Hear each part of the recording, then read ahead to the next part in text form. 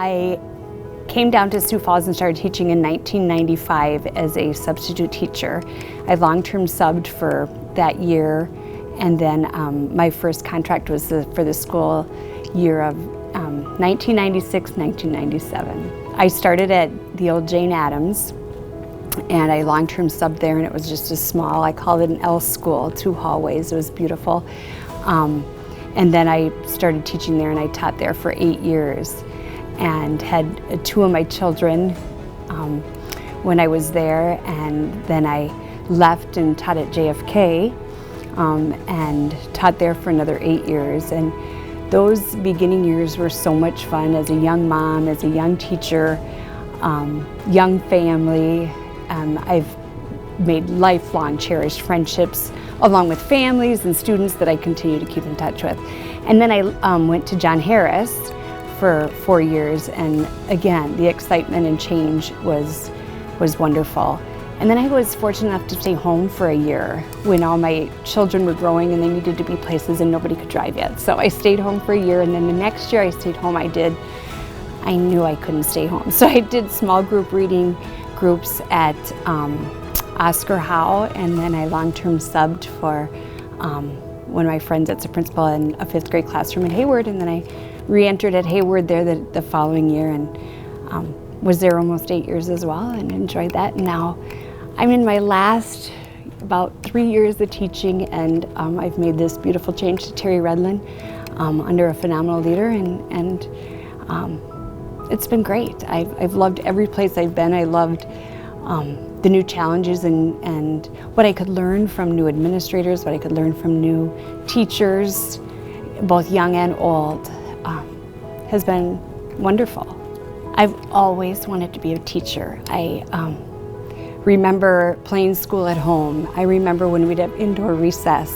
I grew up in Aberdeen, and so we had indoor recess often because of the months of snow and cold. And the teachers would let me use their manuals, and I'd play. And at the end of the school year, I could have obsolete manuals and play at home and do that.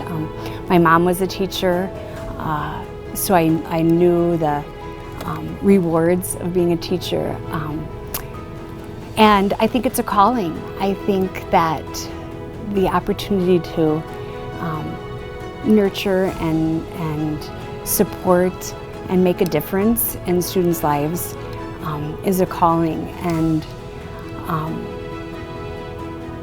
it's heartwarming when you see students and families outside of school, or when I've looked through these scrapbooks, what people have written and taken the time to write and color and share. You know, I started before the internet. I started before email.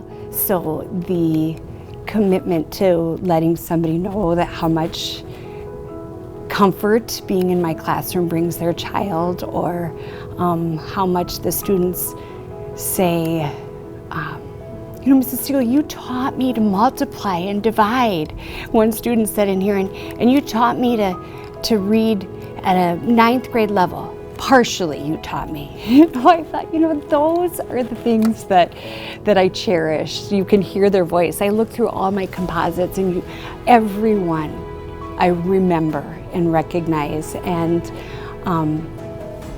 that's why I do it and continue to do it. And I had a student that when an email came and he wrote in there, it's Friday night after the last day of school, and I'm laying in bed and I'm crying. I thought, and I found that how to read that almost, 20 years later makes me want to come to work. I also feel like this was my dream. I dreamed of being a teacher, and to be a teacher in the beautiful state of South Dakota in the biggest district is the cherry on top. I'm so happy, and so sometimes that's the theme song I think in my head when I drive to work, is that you did it. You did what you aspired to do. And so sometimes when it's hard to get up, or you're driving through the slush to work, you remember that.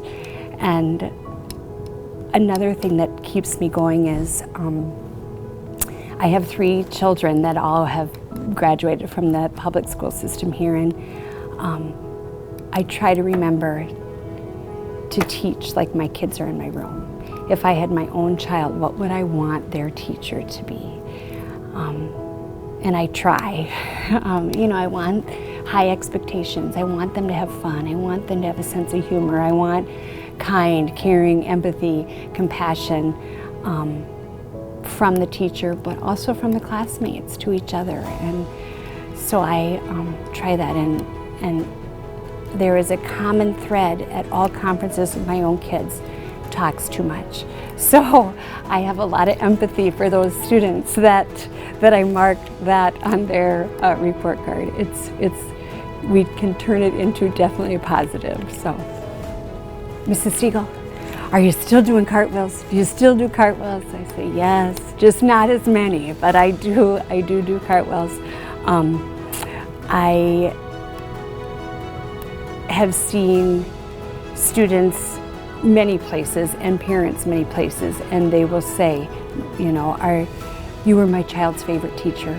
Thank you for doing this. You turned their lives around. They're over dramatic about it, but it makes me feel good. And oftentimes when you are in the public, you're with your family or someone else, and my family gets to be proud, too, or see the benefits of what I have done. Graduations, it's a big graduation time, and I always tell my 3rd graders, send me an invitation or send me an email and I'll come, or I'll send you money in a card, so they think that's pretty special, and I make sure I do that. I have stories from a really fun story that friends of ours, their children did not go to the district schools, but my students would go to an after-school program with theirs, and the song, "What does the fox say? Doo, doo, doo." Well, in 3rd grade we were talking about clocks, so I said, "What does the clock say? Tick, tick, tick." So the kids went and told this at the after school, and my friends' parents came to me then that weekend. It's like, "Oh, I heard the song you're singing. What does the clock say?" I said, "Oh," so word travels, and it's fun that my friends celebrate me as a teacher as well as my family, and then of course the impact many years later. And with social media now, you can see so many students and the successes that they have, and their families and their children, and I have yet to have a grandchild of a student, but it's not without possibility. I just haven't been at the right place, but it's pretty special.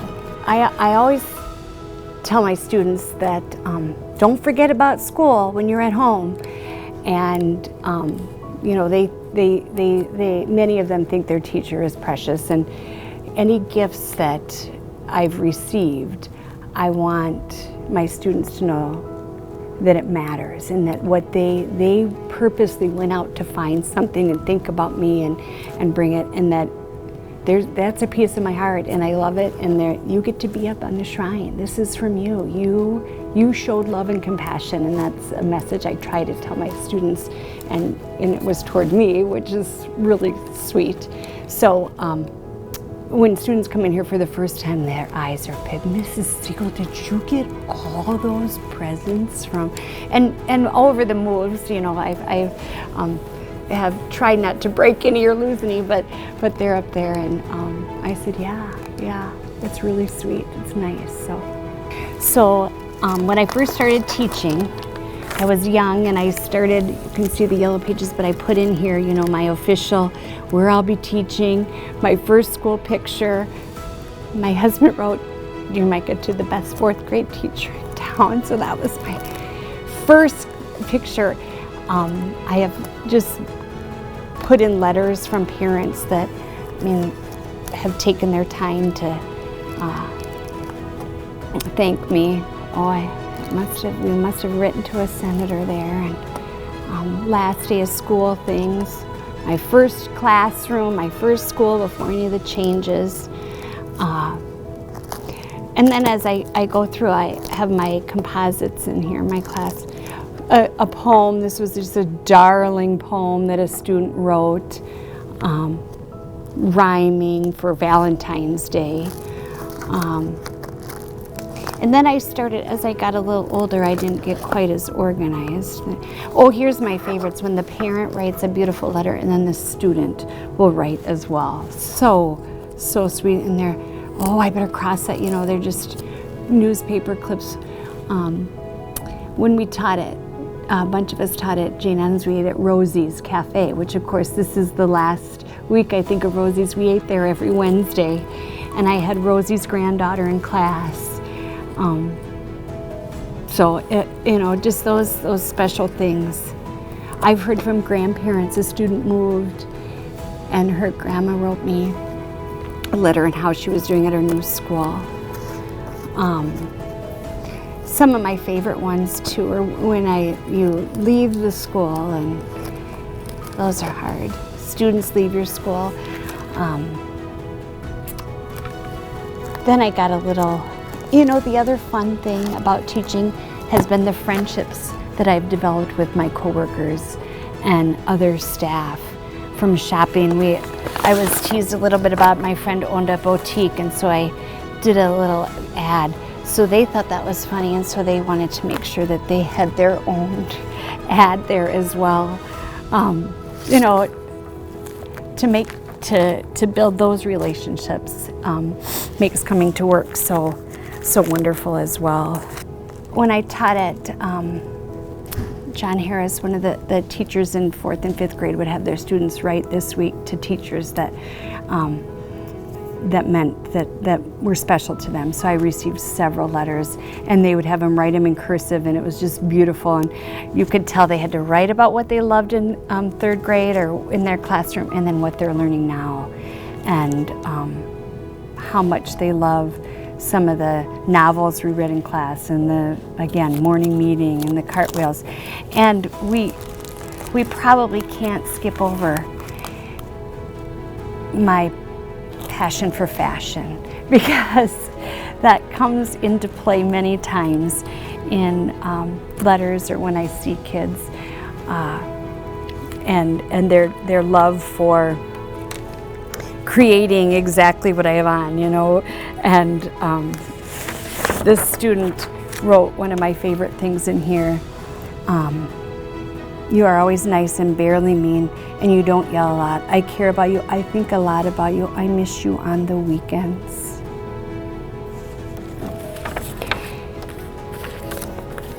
So when you ask about the long, sometimes you don't know the effect you have on them. This has been wonderful to look back and look through here. I say teachers are pretty humble, and we don't like to,